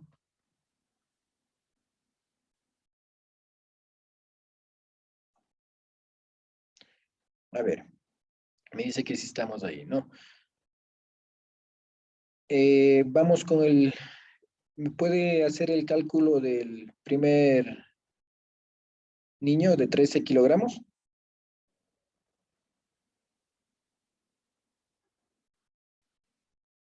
A ver, vamos. Este niño pesa de 13 kilogramos y su presentación del jarabe, hagamos de la misma presentación del anterior, 120 miligramos. A ver, entonces multiplicaríamos el 13. Hacemos con la dosis más alta, en este caso 15, ¿no es cierto? 13 por 15, perfecto. Por 5, ¿no es cierto? Que es la concentración de 120 en 5 ml, ¿sí? Y dividido para sus 120 miligramos, que es su presentación. Perfecto. 8.1 ml cada dosis, ¿no? Muy bien, Rodolfo. ¿Algún otro voluntario?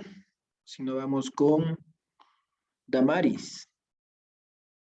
¿Está ahí, Damaris?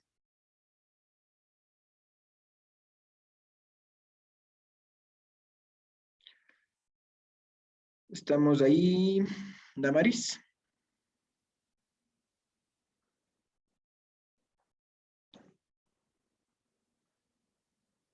¿Está ahí Emilio Narváez?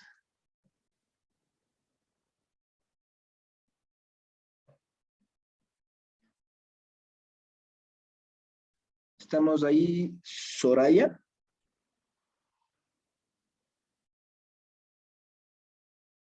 A ver, Rodolfo, vaya con esa niña de 7 kilogramos. Su dosis, su concentración de su jarabe es de 150 miligramos en 5 ml, como es el umbral. Entonces, sus 7 kilogramos, de igual forma con la dosis alta, 7 por 15, por 5, y dividido para 150. Perfecto, entonces 3.5 ml, estamos muy bien. Y hagamos, Rodolfo, que asimismo nos está ayudando con la última de la niña de 4 kilogramos, solo con el cálculo rápido. Hágale con 4 gotas por kilo de peso, que le daría ¿a cuántas gotas por dosis?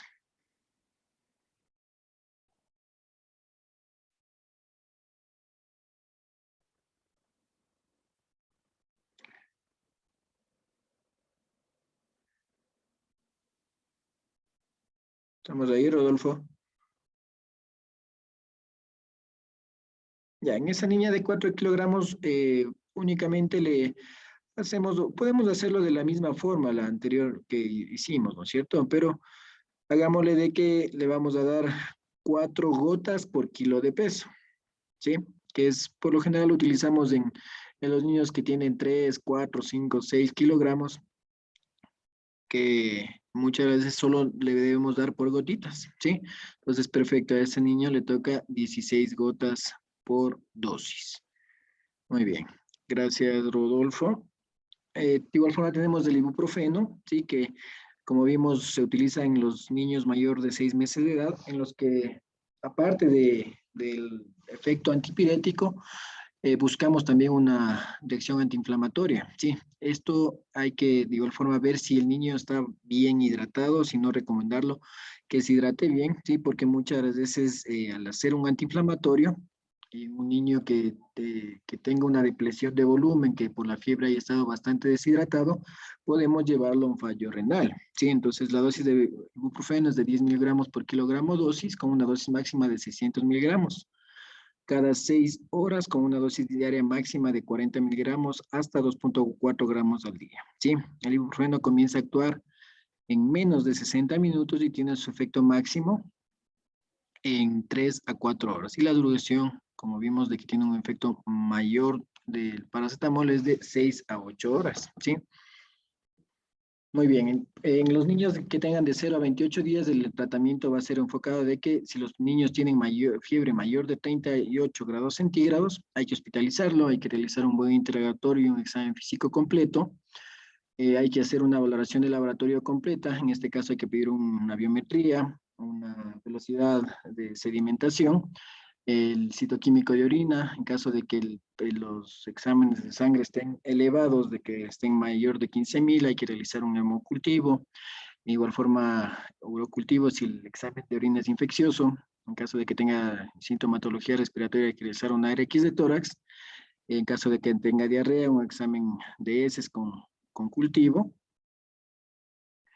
En caso de que sospechemos de una infección, una bacteriemia oculta, hay que iniciar antibiótico-terapia empírica a base de ampicilina, con dosis de que en pacientes con menos de una semana, 100 miligramos por kilogramo día en 2 dosis, en mayor de una semana, 200 miligramos por kilogramo día en 4 dosis, la cefotaxima en en recién nacidos menor a una semana, 100 miligramos por kilogramo día en 2 dosis. De 1 a 4 semanas aumenta la dosis de 150 miligramos kilogramo día en 3 dosis.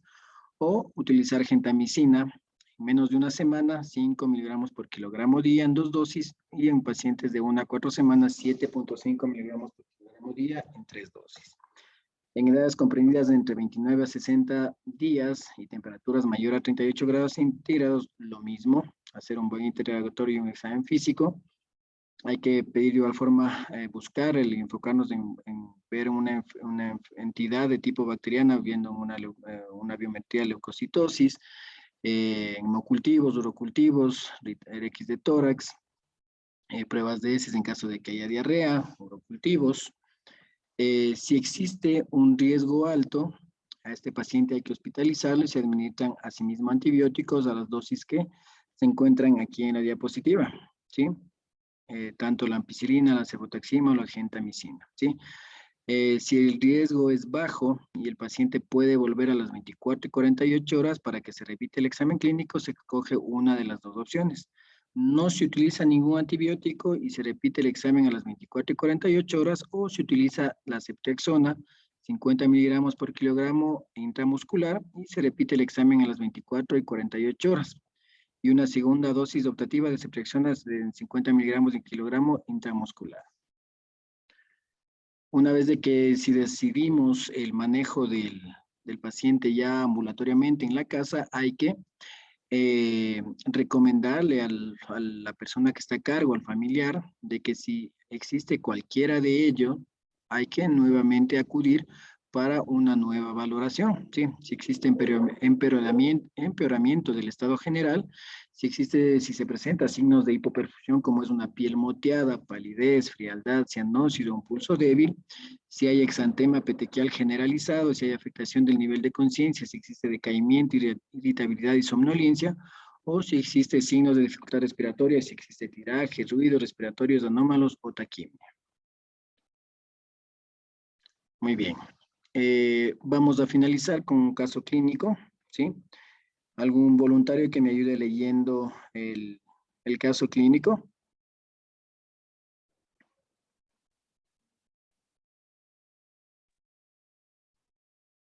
Hola, hola, ¿se escucha?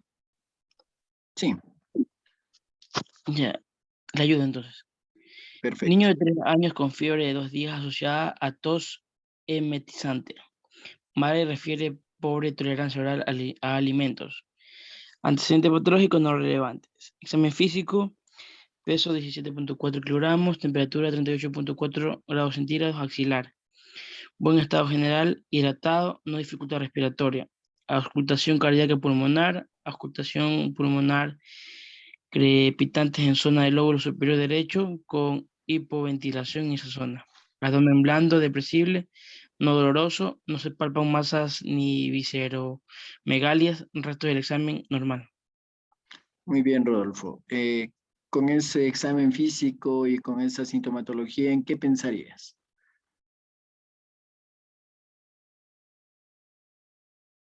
El niño está con fiebre. Al escuchar los pulmones, escuchas Una neumonía típica, una neumonía.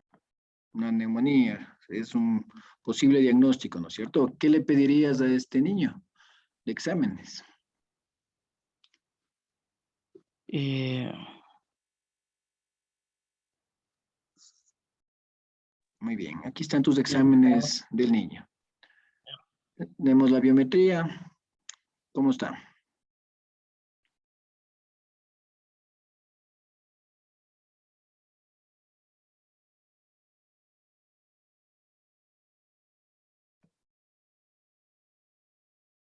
Muy bien, tenemos una biometría con leucocitos de 13.100, unos neutrófilos del 88.8%, ¿sí? Aquí ya tenemos un dato de una neutrofilia, un PCR de 42.7, normales hasta 5, entonces ya este reactante de fase aguda vemos que está incrementado por un proceso inflamatorio infeccioso, plaquetas estamos bien, el virus en exudado nasal es negativo, es decir, prueba viral negativa, ¿sí? Y la bioquímica, la química sanguínea está dentro de parámetros normales, ¿no es cierto? Entonces, apoyado a tu diagnóstico, ¿qué sospechas? Le pedirás una radiografía de tórax, ¿no es cierto, Rodolfo? Una placa, sí. ¿Verdad? Esta es tu placa, ¿sí? Entonces, en el campo pulmonar derecho, donde se escuchaban los crepitantes, ahí está condensación en el lóbulo superior, ¿sí? Compatible con una neumonía, ¿no es cierto? Sí. Muy bien, entonces con el corroborado con ello, con un proceso febril, con leucocitosis, con desviación hacia la izquierda, con neutrofilia, un PCR elevado, entonces nos enfocamos de que es una neumonía tal vez de tipo bacteriano, ¿sí? Habría que realizar hemocultivos para ver cuál es el agente infeccioso, ¿sí? Entonces, tu diagnóstico que llegaste es una neumonía, ¿no es cierto? ¿Qué le darías Sí. de tratamiento? Antibióticos, Ujú. nebulización. Ya, tal vez. Muy bien. El eh, paciente no requiere de oxígeno, pero su causa de ingreso es porque todo lo que come vomita. Su tos hace que él siempre vomite, ¿no es cierto? sí. Entonces, las indicaciones generales de tu paciente, obviamente hay que ingresarle, hay que darle de comer, sí, una vez de que ya se haya controlado su emesis, hay que ver cómo está sus signos vitales, sobre todo en un proceso febril, ver si todavía sigue haciendo picos febriles con una curva térmica, control de ingesta y excretas en caso de que siga haciendo fiebres para ver estados de deshidratación, si el paciente orina, si está haciendo la deposición adecuadamente, obviamente por su edad, el familiar permanente, acorde a su peso, la hidratación calculada, ¿sí? Que le da 1350 mililitros, se eligió la cefotaxima como antibiótico empírico intravenoso y el paracetamol, ¿no es cierto? Perdón, ¿sería 26 ml o 2.6? A ver, aquí justamente eso íbamos a preguntar, ¿no es cierto? En este caso, como el paciente está canalizado a una vía, en primera instancia todo vomitaba, en este paciente no sería recomendable darle por vía oral, ¿no es cierto? Entonces elegimos la vía intravenosa, ¿sí? Entonces, haciendo el cálculo tal cual, hacemos de que la presentación del paracetamol intravenoso es de 1 gramo en 100 ml, Sí. ¿no es cierto? Sí. Ya, entonces 1 gramo tiene 100 ml, ¿sí? Si hacemos la Conversión. multiplicación, que el paciente pesa 17.4, ¿verdad?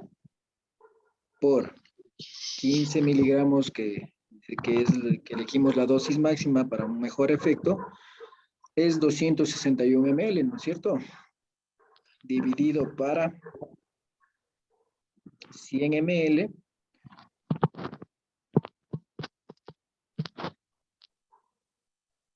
le da a 26 ml intravenoso cada 6 horas, ¿no es cierto?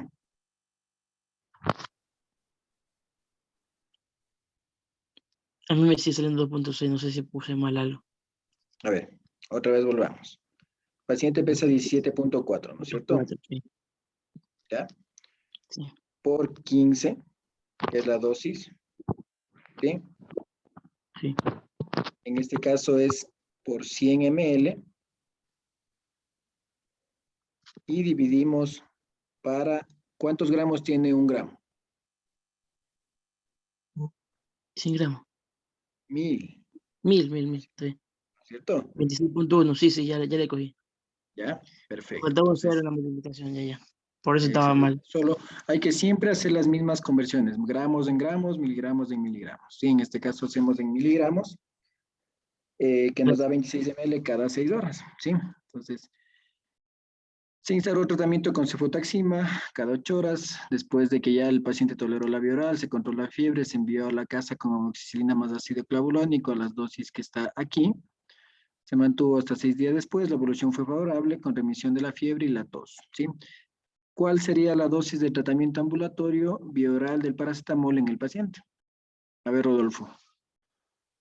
Ahí sí, tu jarabe de 160 miligramos en 5 ml.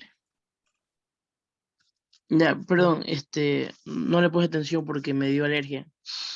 ¿Me puede por favor ayudar? Otra vez con la. Entonces, la dosis del tratamiento del paracetamol, asimismo, tu paciente pesa 17.4, ¿no es cierto? Sí. ¿Ya? Por 15. 4 En por este 15. caso, tu jarabe es de 160 miligramos en 5 ml, ¿sí? Entonces, multiplicas por los 5. Si lo divido para 1,60 queda 8,1. Perfecto. Entonces, Bueno, 8,2 sería por el...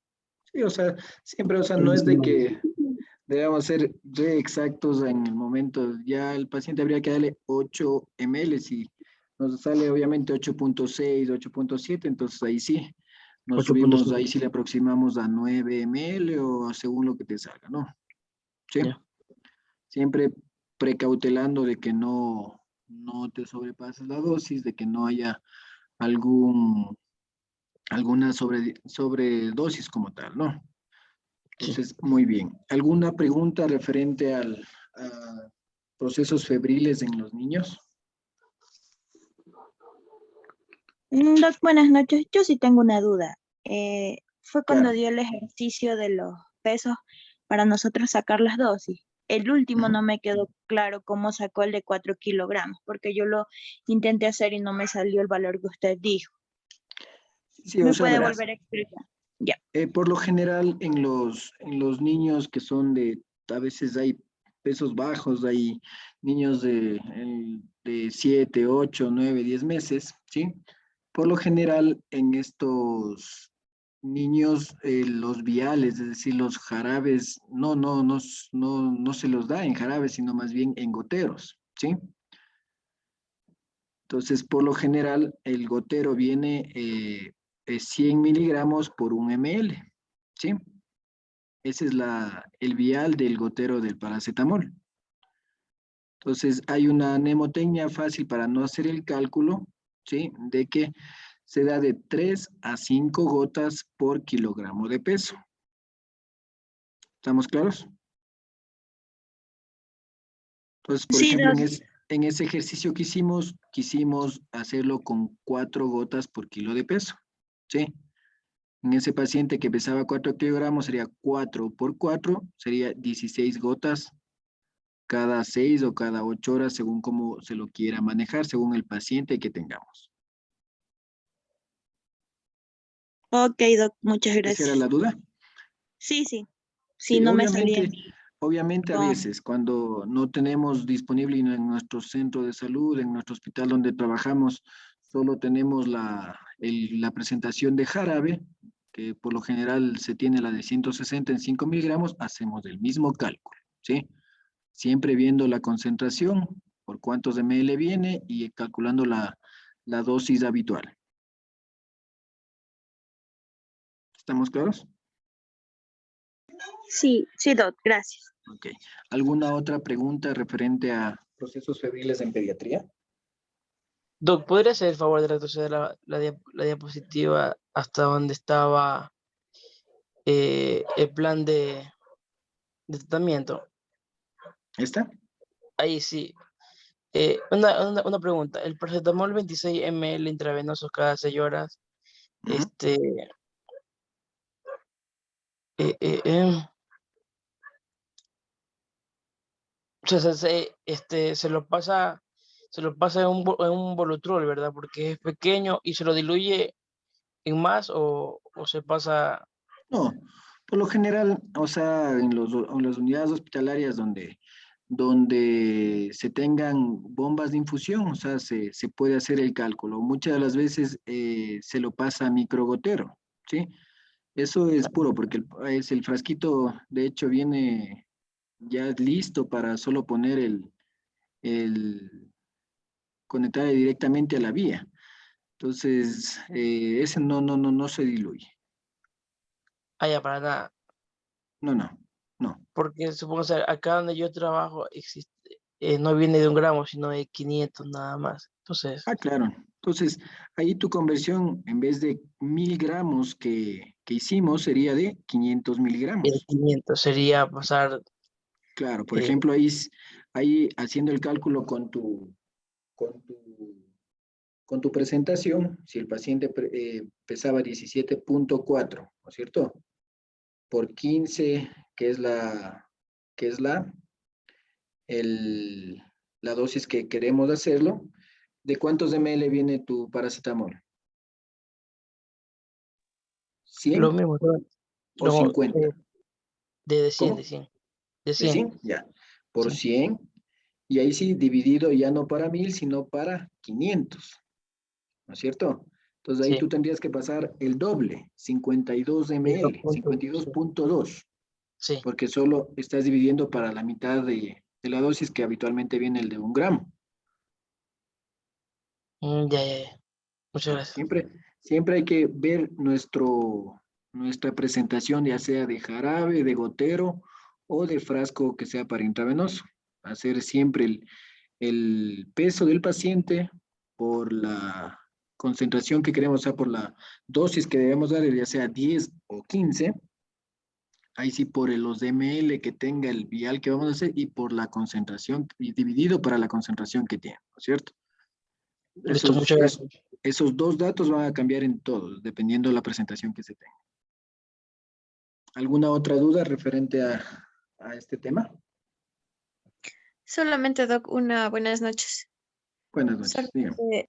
Solamente una, no sé, bueno, dentro del tratamiento que al inicio estaba usted planteando, decía que antes de controlar la fiebre, lo primero es buscar el origen de la fiebre. Así Pero es.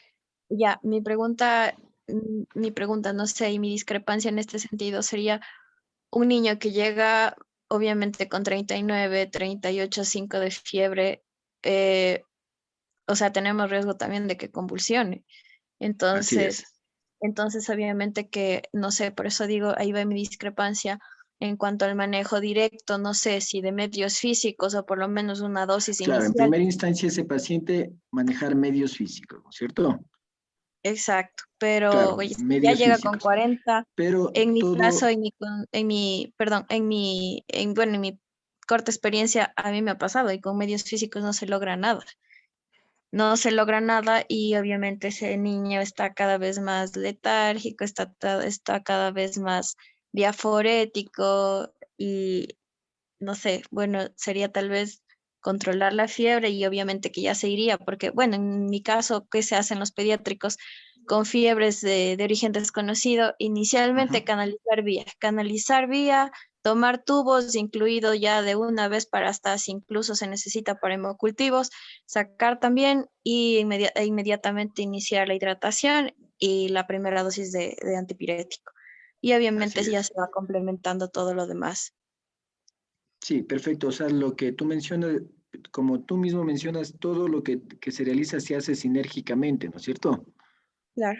O sea, todo en conjunto. O sea, no es de que llegue el niño, el recién nacido, y nosotros o sea, estemos pensando en qué puede hacer. O sea, todo es en conjunto, todo es en ese momento. O sea, llega el paciente, tiene 39, 40 grados, directamente a medios físicos, pero ahí ya se va indagando al familiar, qué es desde cuándo tiene la fiebre, desde cuándo se puso así, desde que estuvo en contacto con alguna persona con alguna infección. O sea, todo va sinérgicamente. O sea, ya ahí sí, ya una vez de que ya el personal médico, el personal de enfermería está evaluando al paciente, entonces ahí de ley dice, a ver, Milicen, canalícele una vía, ahorita por medios físicos, pero ya antes de eso ya el personal médico conversó con el familiar, ¿no es cierto? Y ahí de igual Claro. forma le dio una revisión rápida de su cuerpito, le auscultó, entonces ahí para, dependiendo de ello, ver cuál es la causa, ¿sí? Entonces, el, el objetivo del tratamiento es como digo, no en primera instancia llevar a calmar la fiebre, porque muchas de las veces la fiebre, principalmente en el primer mes de vida y los primeros 36 meses de igual forma de vida, es el único síntoma que el paciente presenta, ¿sí? Entonces, podemos enmascarar el cuadro, sobre todo en una bacteriemia oculta y no llegar a un diagnóstico preciso. Ok. Y hay que de igual forma, si es conveniente, asimismo, tal vez en algún otro tema que se pueda revisar en lo que respecta a las convulsiones febriles. O sea, únicamente sea enfocarse en las convulsiones febriles, que por lo general este tipo de convulsiones son simples, ¿sí? Únicamente son con pérdidas de la conciencia, un poco de rigidez y nuevamente el niño vuelve en sí. Por lo general en estas convulsiones simples que no van más allá de 5 minutos, no van a presentar ningún daño neurológico, es decir, el cerebro no va a haber ningún tipo de afectación. Obviamente, si esa convulsión sobrepasa los 5 minutos, no se controla con los antipiréticos, entonces en este paciente ya hay que investigar un poco más a ver cuál es la causa de su convulsión, ya sea de que no sea 100% de tipo febril. Claro, pero evidentemente es lo que no queremos llegar nunca, creo. Claro, así es. Entonces, siempre eso sí, con las recomendaciones, qué es lo que se debe hacer, qué es lo que no se debe hacer, siempre con agua templada, no con agua fría por la vasoconstricción que se puede presentar. De igual forma, si el paciente, el niño, al momento de que se le está dando los medios físicos, presenta escalofrío, inmediatamente suspender el baño y ahí sí canalizarle vía y ahí sí. Por lo general cuando se realiza el baño, normalmente los niños ya vienen con una dosis de paracetamol o una dosis de ibuprofeno dada ya en el hogar. Entonces eso a veces nos ayuda a que el centro de la fiebre, que es el hipotálamo, haga de que no presente el típico escalofrío que muchas veces se da cuando se da un medio físico bruscamente. Ujú. Sí, ok, Muy muchas bien. gracias. Entonces, eso siempre ver el manejo, sobre todo de los fiebres, dependiendo los grupos etarios, ¿sí? Como vemos en el primer mes, es muy importante en un paciente que tenga un recién nacido que sobrepase los 38 grados centígrados, pensar en algún agente infeccioso bacteriano, ya que en esta edad todavía no cuentan con las vacunas completas para combatir cualquier tipo de enfermedad, ¿sí? Entonces, eso siempre es muy importante en evaluar y ser bastante meticuloso en lo que nosotros hacemos con los niños, ¿no? Entonces, Y si Doc, no hay... solamente una Ajá, consulta. Sí, la última. dígame. Creo que me perdí un poquito, pero en cuanto al uso del antibiótico, usted ahí le coloca la cefotoxima, ¿verdad? Esa Sí. sería esa le pone como primera opción, porque ahí me perdí No, un de poco. hecho la primera opción es la ampicilina, pero este caso fue tomado de un De un caso. de un PDF y ese fue Ah, ya. el antibiótico que eligieron, tal vez por su disponibilidad, a veces no Ok, es de que se tenga todo, pero el antibiótico de primera acción siempre va a ser la ampicilina.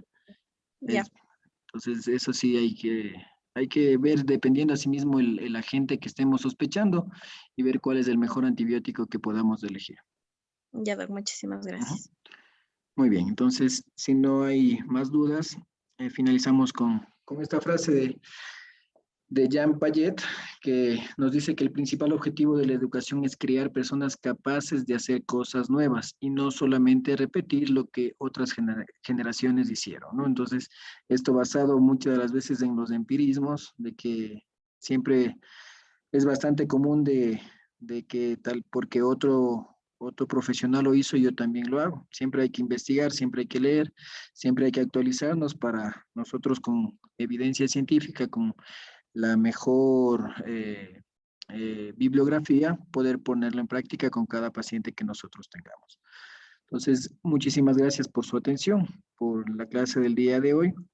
El día de mañana de igual forma se continuará con los temas referentes a urgencias médicas y con nosotros de igual forma nos veríamos el día viernes, que es la primera clase de recuperación, referente al feriado largo que se viene, ¿no? El día viernes ahí trataremos con intoxicación por carbamatos, que es otro tema también importante de emergencia. Que tengan una muy buena noche. Gracias por su atención. Buenas noches, Doc, muchas Gracias, gracias. Doc.